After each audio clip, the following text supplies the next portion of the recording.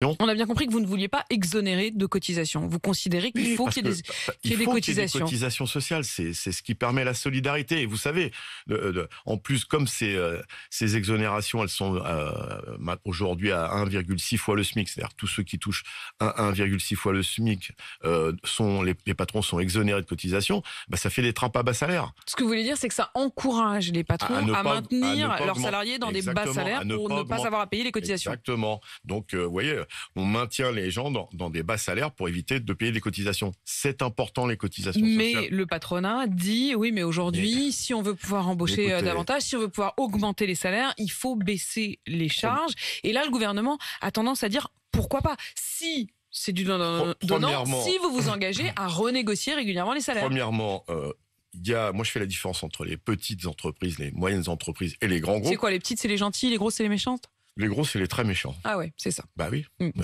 Ils sont. C'est pas un peu caricatural quand même ?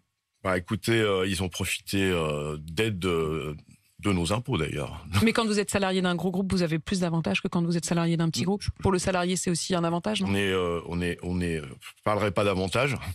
Mais on a peut-être plus de... Ça compte pour un salarié, les avantages. Oui. C'est pas des avantages. On a plus de droits, des accords collectifs peut-être qui tiennent compte de la taille et de la représentativité des syndicats. C'est important. Vous savez qu'il y a plus de syndicats dans les grandes entreprises que dans les petites.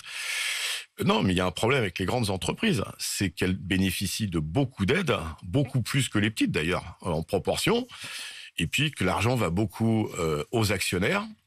Je vais revenir précisément sur ces super profits. Oui, il faut les taxer. J'y viens, ouais, mais sauf que vous n'avez pas répondu à ma question, Philippe Martinez. Est-ce que vous êtes quand même d'accord ou pas avec cette idée, à un moment, de dire aux entreprises, écoutez, si vous acceptez de revenir sur la table des négociations salariales tous les 6 mois, par exemple, de renégocier les salaires tous les 6 mois, on va faire une plus grande exonération de cotisations. Non. Donc non. Ok. Ça devrait être la négociation. Tout le monde parle de négociation, de concertation, et ça devrait se faire sous condition. Vous êtes, si vous êtes gentil, faut arrêter de dire on va leur tirer les oreilles, on va leur taper sur les doigts. Il faut que les choses se passent un peu plus sereinement et un peu plus en règle avec le code du travail et la négociation collective. Alors précisément sur